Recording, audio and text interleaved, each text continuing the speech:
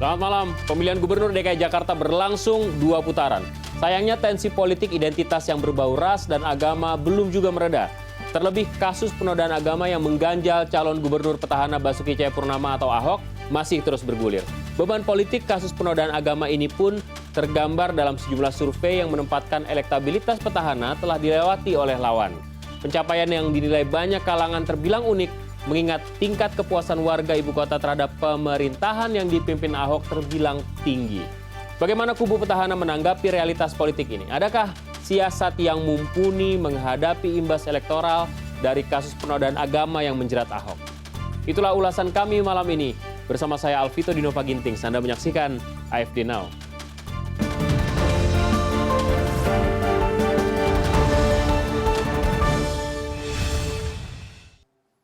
Akhir-akhir ini ada yang berbeda dengan Basuki Cahayapurnama. Gubernur nonaktif DKI Jakarta ini lebih ceria, memiliki gairah anak muda, dan lebih sering bercanda. Itulah gambaran dari Ahok Show, acara khusus yang ia pandu di media sosial miliknya.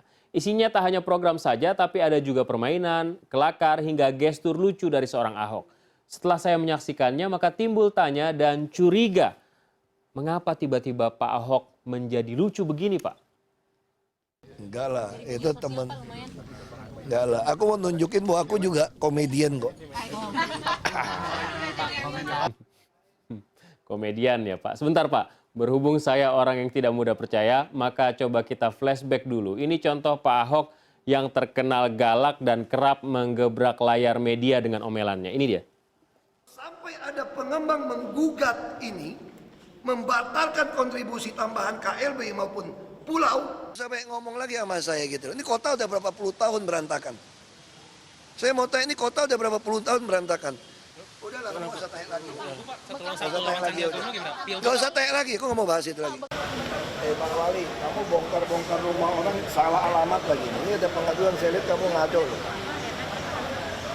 Nanti urus sama orang saya nih, tanyain sama dia yang mana. Sertifikatnya di mana, yang dibongkar di mana. Jangan jadi centeng-centeng orang loh, itu yang ngurusnya. Ya, itulah Ahok. Gayanya tegas dan kadang sedikit buas.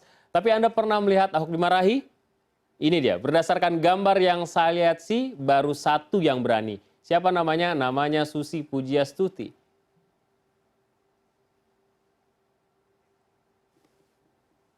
Ini dia, Susi Pujiastuti dengan jumawa menunjukkan kepalan tangannya setelah Ahok membisikkan sesuatu.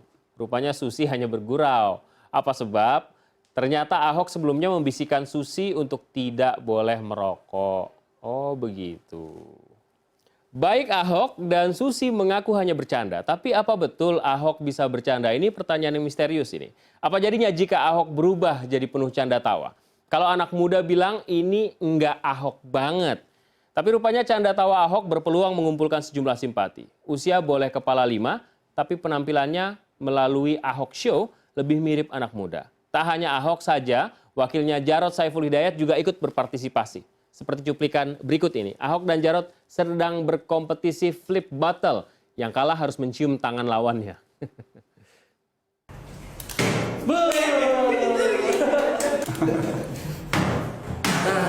Baru jago.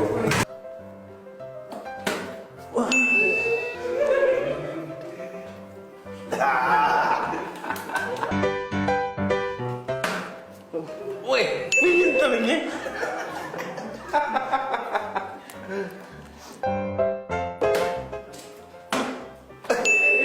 Belum, Pak.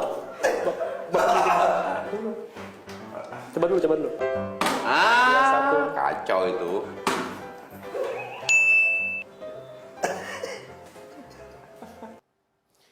Di sini terlihat Ahok nampaknya berusaha sekuat tenaga mendulang suara rakyat Jakarta dengan mengubah karakternya. Kalau gaya komunikasinya seperti itu, suara anak muda mungkin bisa diraihnya. Tapi beda dengan calon wakil gubernur Jarod Saiful Hidayat. Apa yang beda? Karisma Pak Jarod rupanya cukup memikat. Siapa yang terpikat? Coba kita lihat cuplikan berikut ini. Pesona Jarod Saiful Hidayat berhasil merebut hati para wanita. Kedatangan Jarod disambut hangat. Jarod juga mendapat pijatan dari tangan-tangan lembut para lansia. Luar biasa Pak Jarod ini memang. Bisa saja Pak Jarod ini seperti Don Juan yang dikelilingi para wanita. Walaupun yang mengelilingi sudah sepuh, Tapi setidaknya pesona Pak Jarod masih terbilang juara. Ngomong-ngomong, apa Anda tidak penasaran siapa sebenarnya para lansia ini? Para lansia ini adalah wartawan. Tidak percaya sama saya? Coba kita lihat gambar ini sekali lagi. Makanya saya pertanyaannya gampang gitu, jawabannya gampang. Yang lucu itu siapa? Yang ngomong yang lucu. Ya, makasih ya. Ini wartawan purna tugas barangkali. Inilah para reporter senior yang tampil dadakan saat Jarod Saiful Hidayat bersosialisasi dengan warga kampung Ciliwung, Pejaten Timur. Mereka tampil sangat sempurna, sangat profesional saat masing-masing memegang mic dari berbagai media yang meliput. Bukan, mereka bukan karyawan televisi, mereka pembajak mic. Usia mereka sudah di atas batas pensiun sebenarnya. Cerita mereka bisa menjadi wartawan dadakan ini sebenarnya lucu.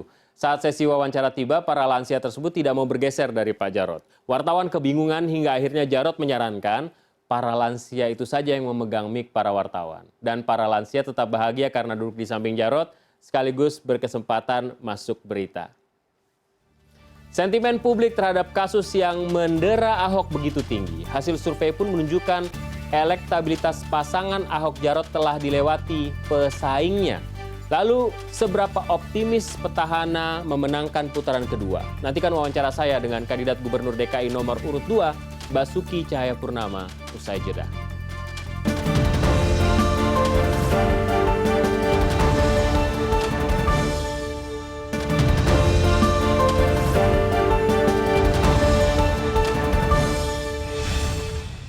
Saat ini saya sudah bersama dengan, kita bilangnya kandidat dulu, walaupun gubernur nonaktif, tapi dalam posisi sekarang ini jabatan Basuki Cahayapurnama atau Pak Ahok ini adalah kandidat nomor urut 2 masih ya?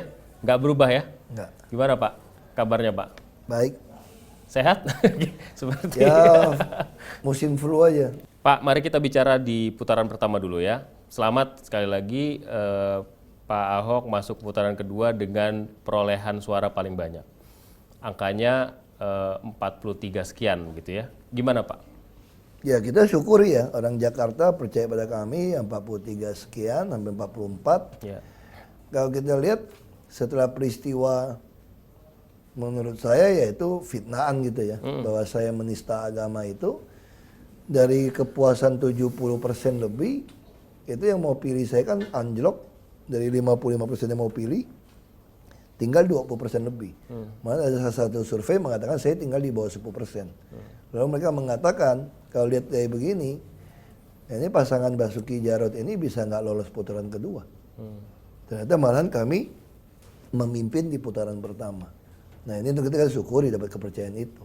Nggak merasa harusnya lebih tinggi lagi, karena orang ekspektasinya Pak Ahok ini bisa satu putaran sebenarnya. Kalau saya lihat dari surveinya, harusnya kemarin memang nggak bisa satu putaran ya. Karena memang fakta kan anjlok 20 lebih, terus dia naik, waktunya nggak cukup. Walaupun trennya terus naik nih.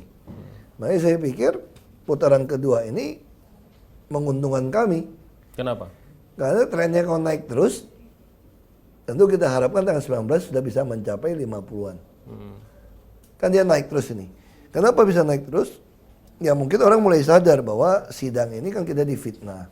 Dari saksi ahli dengerin, orang dianggap kita menghina agama Islam. Orang mulai berpikir balik kan. Saya pikir ya, kenapa? Karena kita punya kepuasan kan 73-75%. Beda kalau kami warga DKI hanya puas kepada pekerjaan kami itu 50% misalnya. Itu ada berat. 70% itu beberapa bulan yang lalu. Sekarang masih angkanya sama? Terakhir masih 73%. Masih 73%. Artinya itu konsisten. Kan ada error 3-4%. Artinya itu saya lihat kalau survei dari pertama kali menjawab jadi gubernur, itu 70-75 itu konsisten. Nah jarang orang tuh ada tingkat kepuasan konsisten seperti itu. Kalau kamu orang yang ngerti survei baca itu bilang, kalau Presiden Amerika bisa capai kepuasan 40% saja, itu orang udah nggak tanding. Ini kenapa 70% bisa tanding? Karena orang masih melihat ini ada faktor bisa dimainkan isu agama. Kayak itu salah satu. Kita survei orang nggak bisa terima. Misalnya contoh gitu ya. Kalau kita lihat hasil survei itu. Tidak semua orang beragama Islam bisa terima saya. Salah satu penyebab kenapa nggak pilih saya pilih lawan saya, karena seagama katanya. Seperti itu. Nah jadi kita harus, ini memang nggak gampang. Ini kan persoalan bangsa sejak awal yang harus kita selesaikan secara bertahap ini. Nah ini kita bicara putaran pertama dulu deh. Apa yang jadi pelajaran dari putaran pertama kemarin? Ya, kalau pelajaran dari saya dari putaran pertama, ya kita udah lakukan sesuatu yang sudah benar ya. Hanya pelajaran pertama itu soal saksi. Ada oknum-oknum KPPS yang menipu sebetulnya. Misalnya contoh, orang datang sebelum jam 1 nggak bisa milih, jam 1 ditutup. Itu kan pelanggaran. Yang dimaksud tutup jam 1 kan bukan pemilihannya, penerimaannya. Itu bohongin. Terus kertas suara sisa. Kita tahu kan, partisipasi kan di bawah 80%. Itu udah tinggi banget, 77%. Kertas suara ada 100 tambah 2,5%. 102,5%. Berarti kalau partisipasinya 80%, tanpa tambahan 2,5 saja kertas suara cukup dong. Ini yang terjadi di oknum KPPS yang ngotot. Saksi kita juga terlalu santun, terlalu baik. Dia katakan tambahan suara itu hanya boleh dari 2,5%. Jadi sisa yang 20% lebih tidak terpakai, nggak boleh dipakai, lucu nggak? Nah ini kan trik-trik yang dipermainkan. Kita juga memperhatikan. Itu signifikan angkanya berdasarkan penilaian. Ya, saya nggak tahu apa 2%, 3%. Bagi saya itu tentu secara psikologi kami dirugikan.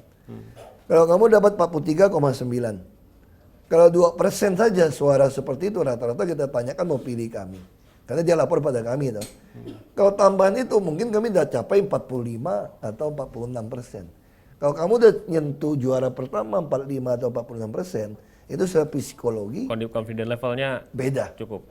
Kembali, waktu awal-awal pertarungan nama atau suara Bapak tinggi sekali, bahkan sampai angka 60 waktu itu, di awal-awal tentu saja. Nah, tapi kemudian muncullah kasus penodaan agama, munculnya dua pasangan yang lain, dan kemudian kita tahu bersama. Sehingga saya nggak tahu apakah itu semacam keyakinan yang tinggi sekali yang mengatakan Bapak bisa masuk satu putaran, itu akhirnya tidak terjadi begitu. Nah, Saya kira itu bicaranya tim ses ya. oh tim Kalau ses. tim ses ngomong kan untuk kasih semangat kan. Kalau kita lihat secara logika, sebetulnya itu nggak mungkin satu putaran. Karena tiga pasang. Kalau enggak kan turun gitu habis. Beda kalau sebelum saya dituduh kasus penistaan agama. Oke. Jadi ini kontribusi Misalnya kita penodaan contoh ya, sebelum kasus penistaan agama, itu 45% ke atas umat muslim di Jakarta masih oke pilih saya. Oke. Tidak terpengaruh. Tapi kalau sekarang mungkin tinggal 30%. Oke. Nah, dan sebagian mengatakan kenapa tidak pilih Ahok? Ini alasan agama juga cukup tinggi. Jadi Ada unsur 45%. unsur sidang itu signifikan buat Bapak. Ya, saya harap sidang sekarang kan sudah makin terbuka, 14 kali sidang. Orang sudah mulai melihat kan, tuduhan-tuduhan itu, ahli pidana mengatakan apa, jelas jaksa saja ragu kok mau menuntut saya gunakan dua pasal. Itu kan menggambarkan keraguan-raguan. Dari ahli pidana juga mengatakan ini nggak ada niat. Itu contoh dia bilang begini. Yang dimaksud menghina Al-Quran itu adalah kalau kamu sobek atau kamu injak-injak. Itu jelas. Jadi kalau kamu sampaikan mulut, ini mesti lihat niatnya. Kalau mau tahu niat, hanya Tuhan dan dia sendiri yang tahu. Jadi gimana kalau tahu niatnya itu, kamu harus melihat kehidupannya sehari-hari. Dari kecil sampai hari sebelum peristiwa itu, ada nggak Ahok orang yang benci Islam? Yang benci umat Islam? Malah kalau kita bicara secara fanatik itu agama gitu ya. Boleh nggak sih aku kasih kamu uang supaya kamu naik haji? Nggak boleh dong. Itu pun seorang Ahok lakukan. Untuk menghajikan orang, mengumrohkan orang, membangun masjid. Nah itu kan dari sehari-hari jelas menunjukkan saya bukan orang yang membenci Islam. Bagaimana mungkin saya melakukan penodaan penistaan itu? Dugaannya memang tidak membenci Islam, tapi menggunakan hal itu untuk kepentingan politik, gitu kan tuduhannya. Nah justru saya bilang kalau tuduhan seperti itu juga lucu. Saya ini sadar, saya ini turunan Tionghoa Kristen. Lu kalau mau dapat keuntungan memakai ayat Al-Quran, apa nggak gila kamu? Itu pertama ya. Terus kedua begini. Saya minta orang pilih saya nggak? Kapan? Waktu di sana? Enggak. Enggak. Waktu di sana enggak Iya. ya? Terus ahli pidana juga ngomong. Beberapa ahli yang ngomong ya. Termasuk yang pihak lawan. Udahlah, niat orang tuh paling jelas kalau lihat dari tulisan. Karena ngomong verbal sama tulisan bisa beda. Ya. Tulisan itu paling jelas. Dan kebetulan tahun 2008 saya terbitkan buku. Yang tidak pernah diprotes orang, nggak pernah ribut. Di buku itu saya kasih judul, Pilih BTP bukan SARA. Artinya itu pilih bersih, transparan, profesional, bukan suku, agama, ras, dan antar golongan. Lalu di dalam subjudul saya tulis, berlindung di balik ayat suci. Lalu situ saya ngomong. Hal yang Dari sama. mana saya tahu? Dari Gus Dur. Gus Dur kampanye tahun 2007. Gus Dur mengatakan ini nggak ada hubungan. Lalu apa saya cuma mengkritik elitnya Muslim? Enggak. Saya juga mengatakan elit yang Kristen dan Katolik menggunakan Galatia 6 ayat 10. Apa bunyi Galatia itu? Kita harus membantu semua orang, terutama saudara seiman. Nah, itu dipakai dari oknum elit Kristen untuk bilang sama orang Kristen Katolik supaya milik dia. Itu juga saya bilang nggak benar. Terus saya tulis, saya nggak tahu apa yang dilakukan oleh oknum agama Hindu dan oknum agama Buddha. Dia gunakan ayat apa agar orang milih dia. Nah, kalau dia lihat dari tulisan itu, saya menghina ulama nggak? Saya memanfaatkan ayat suci nggak untuk dapatkan suara? Enggak. Saya malah mengatakan mereka adalah orang-orang yang kerasukan roh kolonialisme. Ini yang membuat bangsa ini tidak mendapatkan putra terbaik dari yang terbaik memimpin. Misalnya contoh, Anda seorang Padang, Sumatera Barat. Begitu hebat, begitu baik kerja Anda. Bisa nggak Anda menjadi gubernur di Makassar? Susah loh. Sama-sama Islam lagi. Kalau di Papua, nggak bakalan. Udah jelas ada itunya kok.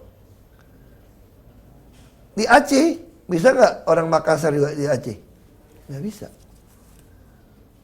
Betul kan?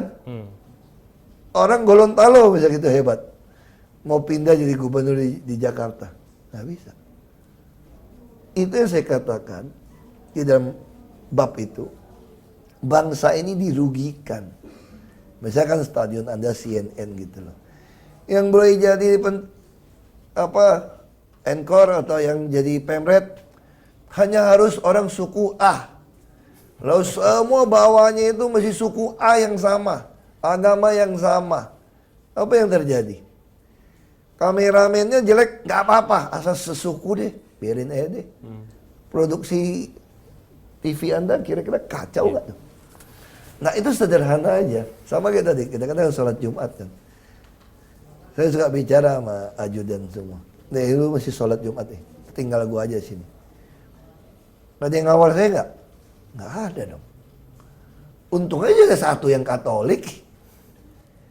Ini hidup ini jadi enak karena kita juga kalau lebaran semua, kalau ikutin emosi saya, masa bodoh Akan saya. tetap seperti semula. Saya nggak peduli kok. Kenapa? Gue nggak jadi gubernur juga, gue nggak susah amat gitu loh.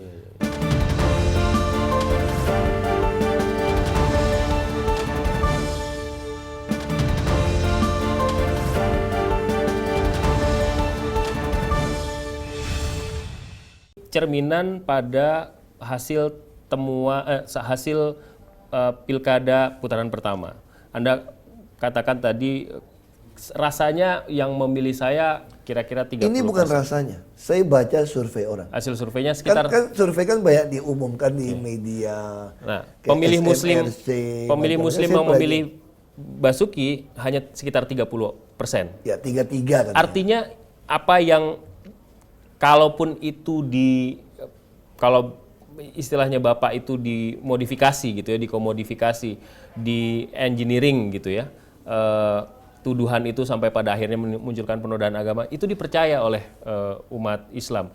Kita ke depan aja, ke putaran kedua. Apa yang akan Bapak lakukan untuk bisa memperbaiki angka itu? Ya kita berharap sidang-sidang ini akan membuat orang melihat. Sidang kan orang mulai melihat, mendengar. Ahli pidana keluar dia ngomong. Pengacara kami Islam. Saksi-saksi ahli itu semua Islam. Kan dia ngomong. Anda bisa dengar dong. Kan kita kan punya nurani, punya akal sehat. Semua manusia punya nurani. Anda puas kepada pekerjaan saya 73%. Tapi tidak memilih Hanya Anda. karena dituduh menista. Lalu Anda tidak pilih saya sebagian. Kan itu yang terjadi Iya, gitu. iya. Nah ini kan melalui proses waktu kamu juga akan mulai mikir toh. Kau lihat ini. Kalau Anda sadar bahwa saya tidak pernah menista, tidak menodai, harusnya akal sehat kamu bilang apa tuh enggak? Aku ini dijolimin dari sekelompok orang. Oke. Harus duduk sidang sampai 26 kali mungkin baru ada putusan. Tiap Selasa. Tapi orang bilang juga karena itu konsekuensi dari apa yang Bapak ucapkan. Iya, itu kan untuk orang yang nggak senang, saya terima. Makanya saya ikhlas jalanin. Saya ikhlas jalanin. Tapi orang juga akan lihat toh. Nah, sekarang kalau Anda yakin nggak seperti itu, terus orang nggak mau pilih saya nggak jadi gubernur. Saya juga ikhlas kok. Kalau kalian nggak mau pilih saya jadi gubernur, saya juga ikhlas. Saya akan sampai Oktober 2017. Semua karya saya yang saya kerjakan, Anda benci saya setengah mati pun, secara nurani, secara mata, Anda harus akui itu saya yang kerjakan. Sejarah akan mencatat saya yang kerjakan itu. Walaupun pesaing Anda katakan bahwa ya itu programnya program pendahulu yang mengerjakan memang Basuki, tapi pendahulu-pendahulu sudah merancang itu. Kalau mau ngomong itu lebih lanjut begini. Pendiri negara ini pun ingin mewujudkan keadilan sosial bagi seluruh rakyat. Lalu ketika kamu berhasil mewujudkan keadilan sosial, apa Anda dikatakan, bukan kamu yang punya ide kok. Ya toh? Sekarang saya tanya gitu loh. Anda wawancara, kan kadang-kadang ada Panasonic, apalah Watt, apa itu gitu loh. Lalu Anda dapat Watt, karena Anda wawancara, ada pimpin host, encore dengan baik. Lalu juara nih. Lalu orang bilang, oh Allah, apa hebatnya dia? Dulu orang juga udah pernah dapat kok. Jadi jawabannya apa itu? Anda merasa apa? Ya. Itu saya bilang, orang-orang seperti itu, mohon maaf saja gitu ya. Saya sampaikan, kalau Anda mau bersaing, bersainglah dengan program. Ya toh, mewujudkan kesejahteraan rakyat semua orang sama. Terus saya tanya, Anda ngerti nggak RPTRA itu? Ada nggak gubernur yang pernah bikin RPTRA? Taman kota dulu. Ya. Taman kota konsepnya sama nggak? Taman kota filosofinya apa? Ya toh, ini RPTRA bukan taman kota. Ini ruangan nyaman untuk orang yang hamil, arti itu bayi di dalam janin, remaja, anak-anak, dewasa sampai lansia bisa punya ruang nyaman. Anda ngerti nggak filosofi itu kenapa aku mesti bikin sampai ratusan RPTRA? Karena tiap-tiap rumah tangga mempunyai kesusahan masing-masing. Makanya kita butuh tempat untuk komunitas untuk bersiraturahmi. Untuk saling memperhatikan satu dengan yang lain. Nah saya tanya kalau secara jujur, kamu pernah nggak gubernur ngomong seperti itu? Atau saya mau lebih tajam lagi bicara politik. Kita kan sering politik di TV di mana. Negara ini didirikan tentu salah satu adalah cita-cita mewujudkan keadilan sosial. Ini kita taruh di sila kelima Pancasila keadilan sosial. Pernah nggak Anda mendengar pejabat publik itu tugasnya apa? Saya bilang pejabat publik tugasnya adalah mengadministrasi keadilan sosial itu. Kalau dia berhasil mewujudkan keadilan sosial, itu karena kecakapan, keterampilan si pejabat di dalam mengadministrasi keadilan sosial. Lalu Anda tidak mau terima kecakapan dia. Lalu mengatakan, Allah dari dulu juga mewujudkan keadilan sosial kok. Kalau terwujud ya semua orang juga sama. Beda Pak. Tergantung Anda terampil nggak mengadministrasi keadilan sosial ini. Itu jawaban. Itu jawaban Anda. Sekali lagi, perolehan Anda itu semata-mata karena Anda kalau misalnya versi seorang Ahok adalah dizolimi dengan kasus penodaan agama atau karena memang adu program? Sekarang begini ya, kalau kita ngomong jujur ya. Kalau Anda bicara yang umum, produk atau TV segala macam. Saya tahu dari mana program Anda lebih laku. Dari rating. Betul dong? Ya, Kalau rating Anda rendah, berarti Anda kurang bagus. nggak ada yang nonton. Nggak ada nonton dong. Kalau Anda beli produk, di survei, kepuasan konsumen nggak? Nah sekarang kita tanya, sama kau dianggap kayak konsumen ya. Konsumen di Jakarta ini, 70% kata Bapak tadi. ya. Artinya apa? Puas nggak dengan kinerja saya? Puas nggak? Puas. Puas. Nah pertanyaan saya, rating Anda ternyata gitu ya, tinggi 70%. Orang suka nih kalau ada bawa acara gitu loh. Tetapi kalau ditanya sama orang, lu nonton nggak? Enggak. Gue mau ganti channel. Ada yang miss nggak kira-kira? Oke. Di awal. Iya dong, misalnya Anda pakai handphone, Ya. kadang Anda pakai iPhone, Ya. Anda puas dengan iPhone, lalu Anda ditawari sebuah handphone merek Tiongkok, harga sama dengan iPhone, Anda puas dengan iPhone Anda nih, 80-90%, Ya. kadang 70% samain deh, puas nih. Anda mau ganti handphone Tiongkok yang belum teruji, belum punya merek, itu ada apa kira-kira gitu loh. Pasti ada sesuatu yang personal. Lo siaran bener. Hina gue banget 100 juta mau ngambil uang IKTP. Yang gue teriak-teriak marah-marah. Tapi Bapak tahu ada yang terima? Saya nggak tahu. Saya juga Jadi kaget. kalau waktu rame-rame buat Saya jelasin KTP, begini.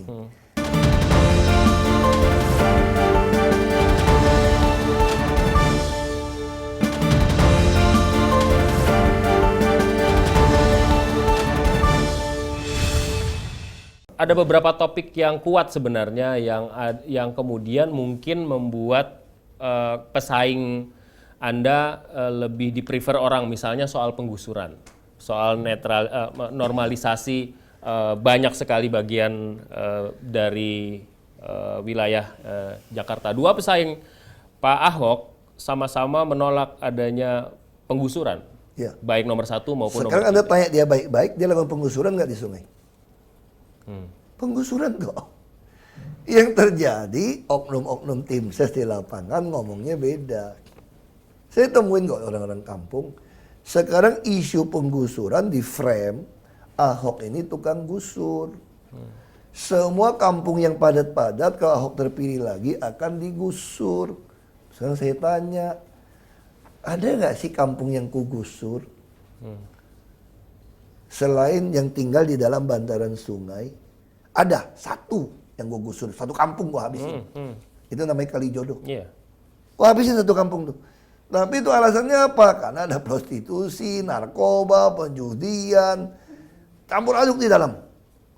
Nah kalau kampung yang lain pernah nggak gue gusur? Enggak. Tapi sekarang di lapangan, semua orang tinggal di rumah yang padat, terima info dari lawan saya apa tau nggak? Yang di frame mereka. Tukang gusur. Masyarakat sadar nggak dari titik banjir 2.200 sekarang tinggal di bawah 80 dan nama banjir pun nggak ada lagi minggu-minggu, hitungan hari atau jam. Itu kenapa? Walaupun sempat ada ketika Bapak menjabat lagi terus tiba-tiba banjir itu. Itu karena berapa tempat disumbat? Ada? Banyak kabel ketemu, Oh, tersumbat maksudnya. ya termasuk banyak sheet pile ditutupin di Kalimalang, kerjaan tol kita udah tegur kontraktornya. Saya nggak tahu nih perusahaan siapa, sengaja atau tidak, kita nggak mau nuduh. Tapi paling tidak Iya. masyarakat sadar kenapa turun. Karena kami telah berhasil menyelesaikan 40% normalisasi sungai. Kalau Ciliwung udah 50%. Nah sekarang Anda mau pilih yang mana? Kalau saya tidak mau menggusur yang tinggal di bantaran sungai, banjir tetap 100%. Tapi yang di bantaran itu masih banyak jumlahnya. Masih. Dan potensial pemilih itu. Iya, saya nggak mungkin bohong. Kalau Saya konsekuensi temuin mereka di sungai, mereka bilang begini sama saya. Bapak, kalau Bapak janji tidak gusur kami, kita pilih. kami akan pilih. Apa yang Bapak sampaikan? Saya bilang, mohon maaf Ibu, saya terpaksa harus gusur Ibu. Karena ibu tinggal di dalam bantaran sungai. Ini rawan roboh. Saya orang yang sangat konsisten kalau untuk kampanye. Saya nggak suka tipu orang untuk dapat kursi. Lebih baik Anda nggak usah pilih saya, daripada saya bohongin Anda. Karena setiap saat saya bekerja disumpah harus memenuhi itu. Saya masih muda kok, saya berhenti malu saya. Saya bukan orang yang gila kekuasaan. Kalau gila kekuasaan itu naik juga orang akan menyesal kok. Sejarah akan membuktikan Anda salah. Nah, kenapa kita belum selesaikan semua itu cepat? Karena terhambat rusun. Rusunnya belum Semua ada. orang ini kan mesti punya kehidupan lebih baik. Nah, itu yang terjadi. Banyak orang yang tinggal, kamu orang nggak suka. Oh betul. Makanya pemilihan kan cuma 50% plus 1. Kamu cek di rusun, kalau orang bisa bersyukur lebih baik. Nah, kenapa rusun sebagian nggak mau pilih saya juga? Itu juga dikasih fitnah. Rusun hanya boleh perpanjang 3 kali, udah itu diusir. Padahal pergub saya mengatakan apa tau nggak? Kontrak 2 tahun, boleh diperpanjang lagi. Berapa Bukan kali? boleh diperpanjang 3 kali. Enggak. Oke. Kalau boleh diperpanjang lagi, Bisa berkali-kali? jelas dong. Oke. Tapi Semua mungkin orang mereka tahu. butuh kepastian itu. Kita udah bicarakan itu berkali-kali kok. Sampai berapa turunan boleh kok. Oke. Nah tapi kan begitu lawan datang, ada oknum bilang kan beda kan. Ini 3 kali dirubah. Saya juga nggak tahu mana ada dikasih viral kemana-mana kasih tunjuk. Di mana ada pergub saya mengatakan cuma boleh perpanjang 3 kali. Ini udah bagian dari fitnah. Jadi tegas saja mengatakan bahwa kalau kampanye kedua ini tetap untuk bantaran kali, kalau misalnya memang melanggar akan digusur apapun yang terjadi. Bukan melanggar, saya butuh Ruang. normalisasi, butuh seat pile. Nah sekarang Anda sadar nggak? Anda tinggal di belakang sungai. Tidak terlalu dekat. Begitu saya bikin jalan inspeksi di belakang sungai. Rumah Anda tiba-tiba yang digang. Jadi di depan jalan raya loh. Naiknya tanah berapa? Kalau kamu datang di sungai itu, semua yang punya rumah agak jarak jauh, tanya sama saya, kapan Pak normalisasi Pak? Kapan Pak normalisasi Pak?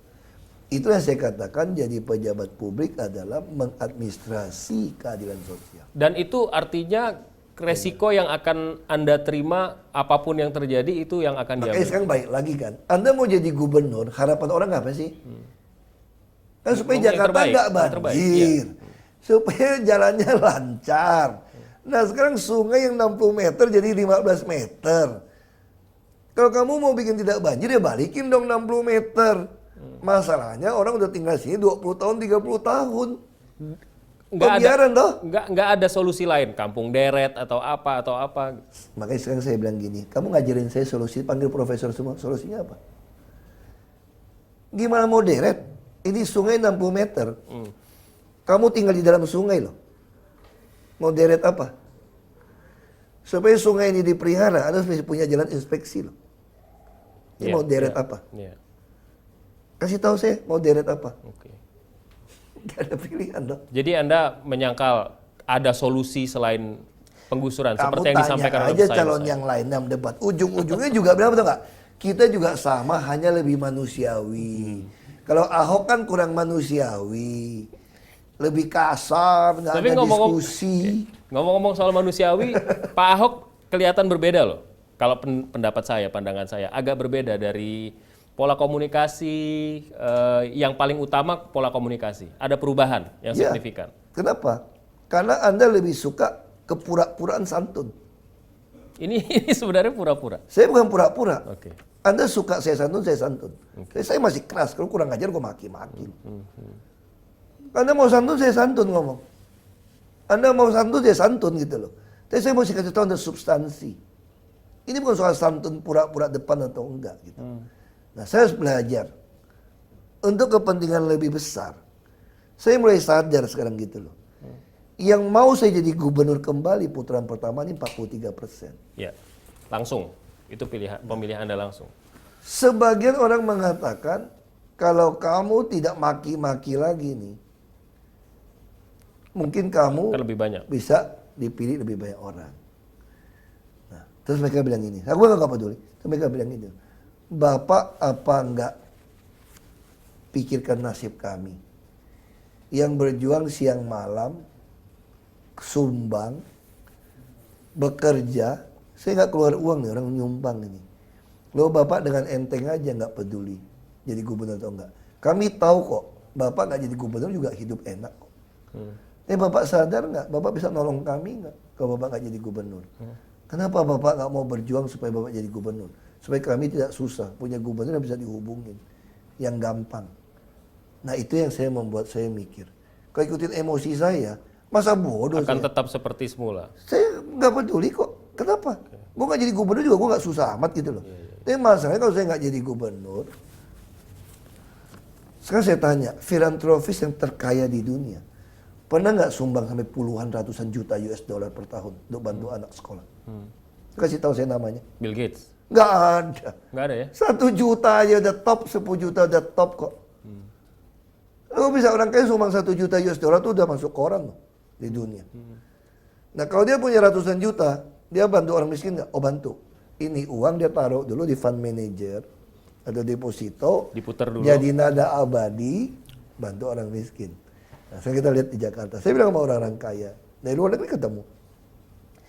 Kekayaan Anda lebih kaya dari saya. Tapi kalau soal sukacita, joy, not happy. Bukan not happiness. Joy. Saya bilang pakai joy ini. Sukacita. Saya lebih besar daripada ketika saya perusahaan saya untung. Kenapa? Saya tiap tahun itu 200 juta US dollar untuk orang sekolah. Makanya sekarang kamu boleh cari di Jakarta. Ada nggak orang pakai sepatu butut dan tas bolong-bolong di Jakarta? Masuk baju butut sekolah.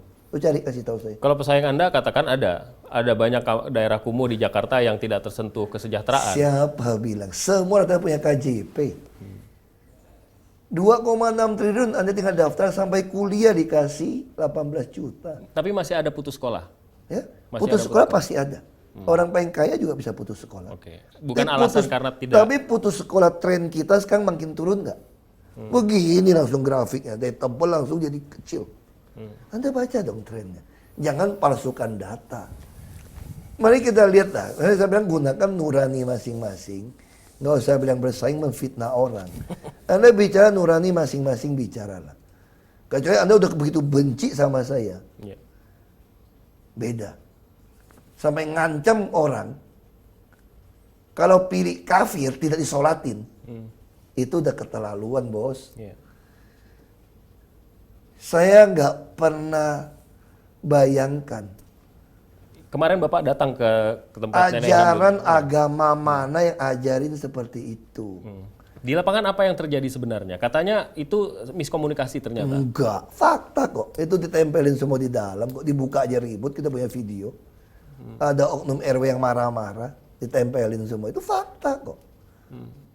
Terus mau fitnah, orang saya yang pasang sendiri. Waduh lebih gila lagi saya bilang. Saya gimana orang saya mau masuk ke tempat Anda? Sekarang kita mau kirim Satpol PP bongkar ya Anda ngotot kok berani ngelawan kok nggak mau dibuka. Kok berarti yang ngelarang buka itulah orang yang pasang kan. Nah kalau orang pasang terus pindah tanda tangan. Kita lapor Bawaslu nih. Oke kita sholatin asal pilih nomor 3. Sejak kapan main politik kayak begitu? Dan itu kejadian di lapangan. Kita ada bukti bawa ke Bawaslu kok. Oh, gitu. Ya, Saya ketemu orang, ya, saya datangin, dia minta saya datang ke rumah, saya ketemu.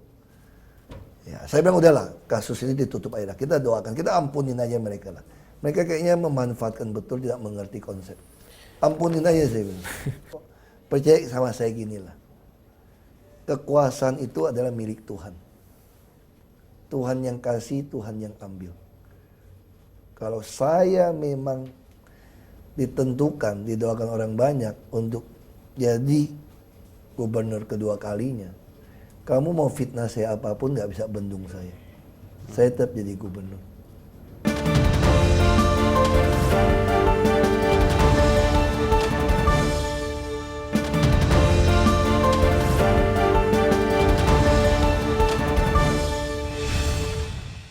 Pak, soal IKTP apa jawaban Bapak? Saya nggak perlu bertanya terlalu Sederhana. Bapak. Saya dari orang yang pertama mengatakan tidak perlu bikin IKTP, bikin sendiri. Numpang saja sama semua bank pembangunan daerah. Kayak kartu mahasiswa gitu loh. Saya sampai bilang di dalam DPR, itu ada rekaman saya ngomong berkali-kali. Kayak zaman nabi-nabi dulu itu loh. Nggak kamu pikir 3 bulan kemudian mau tinggal di Bandung, Nah, kamu daftarnya di Bandung deh, di kecamatan itu. Lalu daftarnya gimana IKTP? Semua daerah punya bank pembangunan daerah. Setiap warga negara punya KTP, punya rekening bank. Kalau itu terjadi, kita bisa jadi cashless society. Bantuan, diskon semua dengan kartu. Siapa yang bikin kartu-kartu itu? Bank. Oh, daerah yang nggak punya cabang gimana? Oh, BRI kita sampai ke unit desa. Sampai desa BRI. Berarti BRI bantu bikinin. Kalau itu ngapain lu bikin IKTP 5-6 triliun? Lu pemutahiran data sampai berapa ratus miliar. Ngapain? Itu saya kritisi. Saya terus ngotot. Dan saya konsisten. Sampai saya jadi wagub. Masih ada mantan Mendagri ngerti siapa? Bilang apa Mendagri tau gak? Apa? Itu arogan wakil gubernur kritik IKTP. Karena saya tahu IKTP ini untuk apa dibikin. Nama Bapak sempat disebut-sebut soal... Memang lawan sebut. Semua anggota dapat. Oke. Kalau betul ada pembagian uang, pasti semua anggota dijatahin dong. Kira-kira begitu dong. Lalu Anda tuduh saya ikut ngambil uang itu. Kita ini kelas cucurut tuh. Anggota 37 orang, masing-masing 100 juta lebih. Untuk urusan IKTP gitu gede, kita dapat 100 juta lebih dibagi. Lalu Anda tuduh saya mengambil. Terus saya yang tanya, cek ke DPR, kalau perjalanan dinas 5 hari, cuma dilakukan 4 hari, 3 hari, saya balikin nggak uangnya? Itu Bapak balikin uang? Balikin. Makanya balik lagi, kalau mau membaca niat, ini kata ahli-ahli loh, lihat perilakunya. Saya rapat di DPR, kalau sisa uang nggak ada, ini saya balikin. Perjalanan ke luar negeri, gue ke luar negeri terus nggak? Enggak. Hanya yang terpaksa pergi. 3 kali gue pernah ke luar negeri. Kayaknya 3 kali apa 2 kali? Ya 3 kali saya ingat. 2 kali mungkin. Oke. Saya lupa. 3 kali. Saya ingat 3 kali. Komisi sekali, kerjasama antar parlemen sekali, sama balik sekali. Balik ke Vietnam. Komisi ke India. Satu lagi ke Filipina.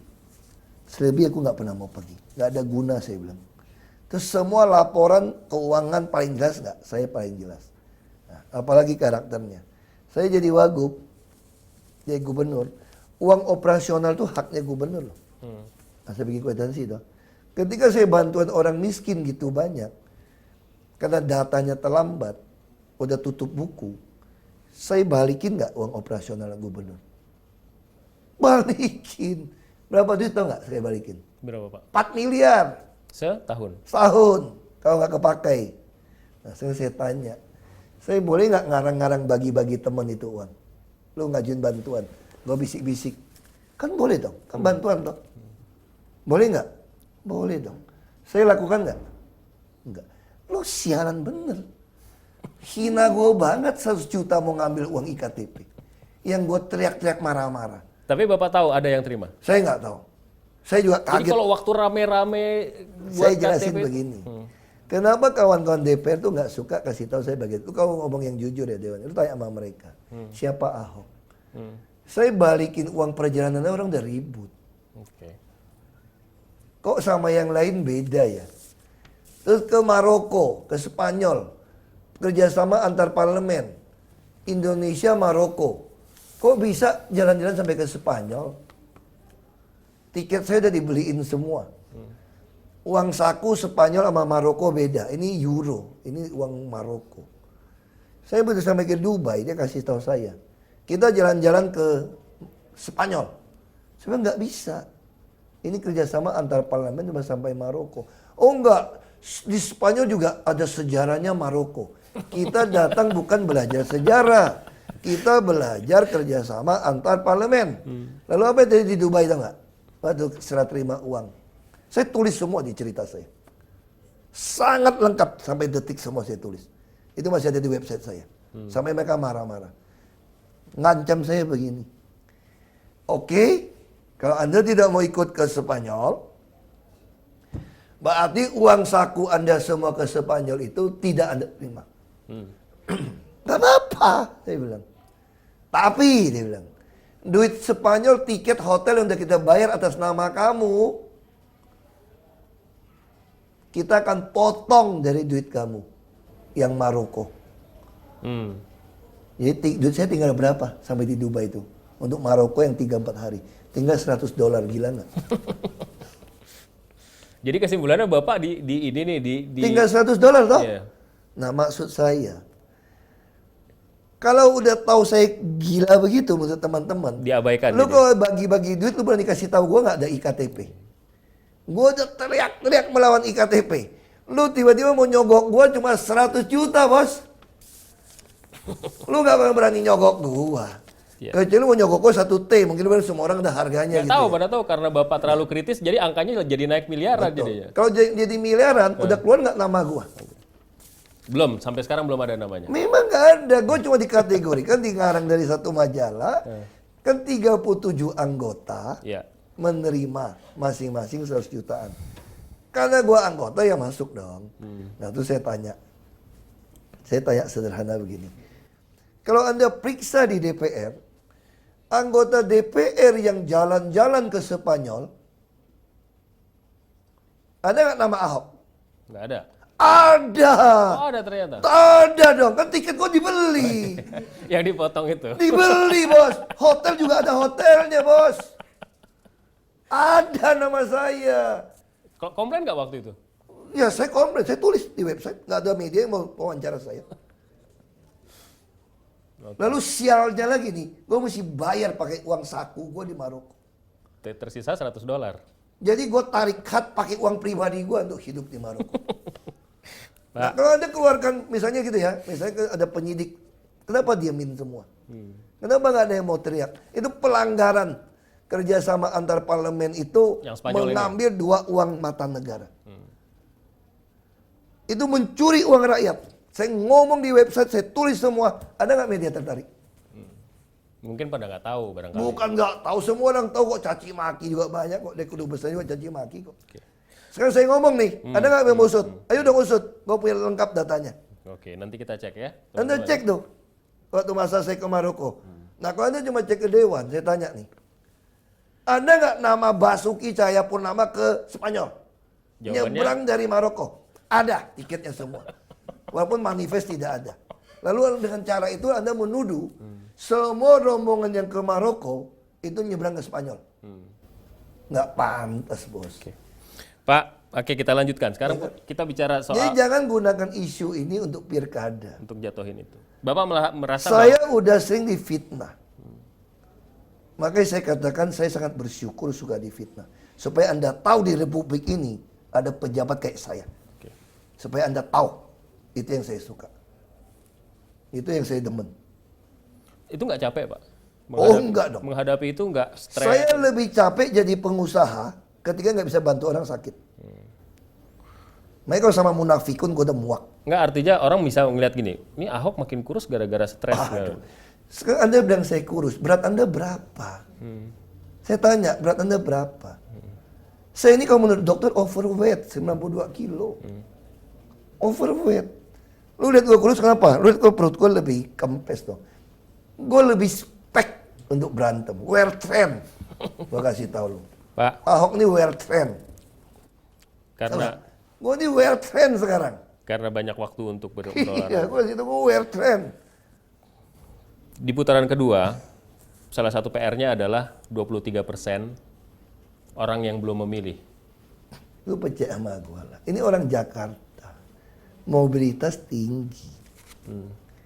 Ada yang sakit nggak mau urus. Mobilitas tinggi. Ada pilot.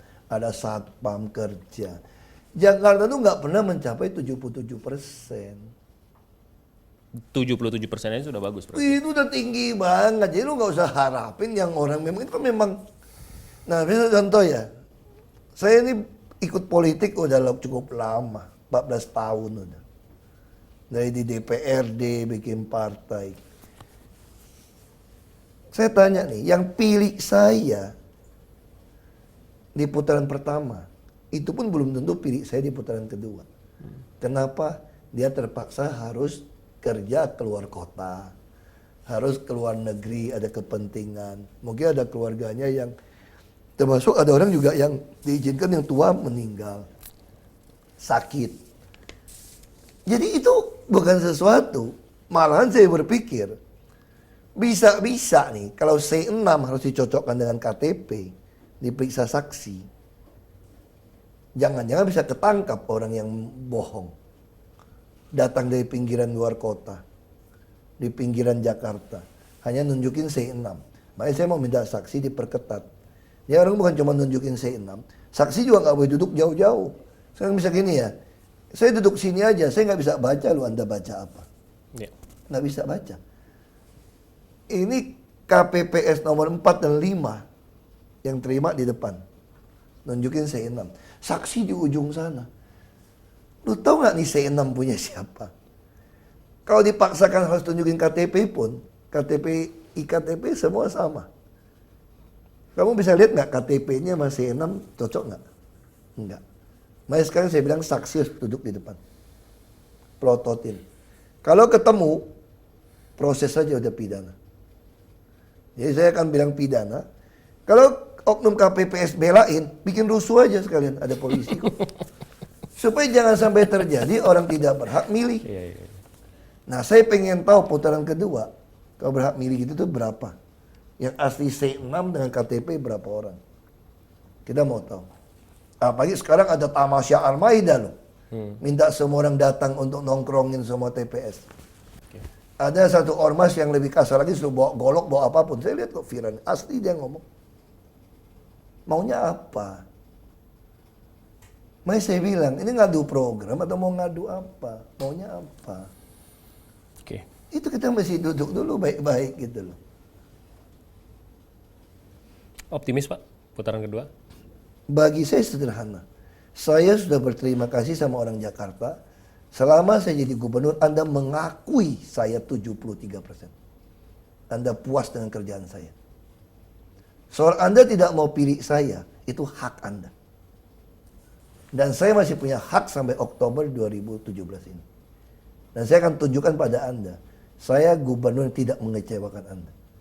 Soal Anda mau ganti gubernur, hak Anda. Tapi juga belum tentu juga saya kalah.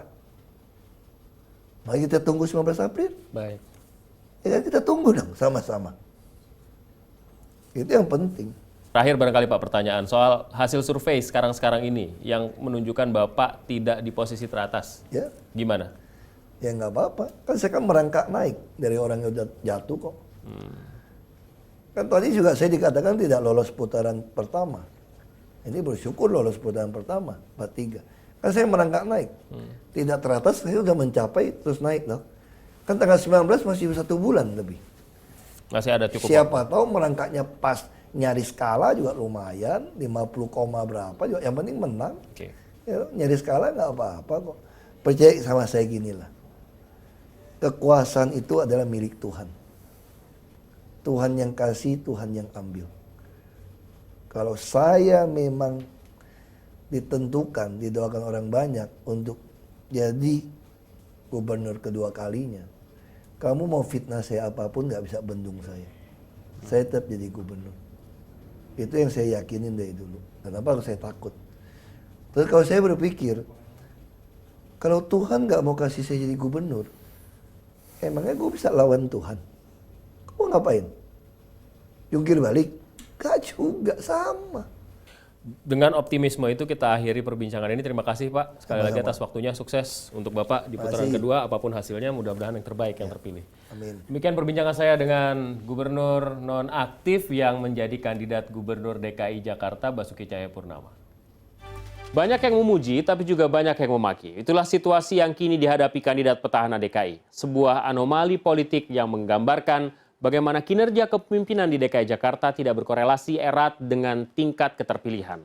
Kasus penodaan agama yang bergulir hingga ke meja hukum menggugah sisi emosional sebagian warga ibu kota untuk menolak kepemimpinan petahana. Basuki Cahayapurnama pun menjadi korban anomali. Inilah realitas yang setidaknya tergambar dalam jajak pendapat menuju putaran kedua Pilkada DKI Jakarta.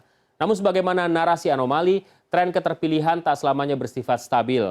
Semua kandidat tentu masih berpeluang untuk memenangkan pertarungan. Di sisi lain, anomali politik juga menegaskan bahwa persaingan tidak hanya untuk memenangkan suara rakyat, namun lebih penting lagi mendapatkan hati rakyat.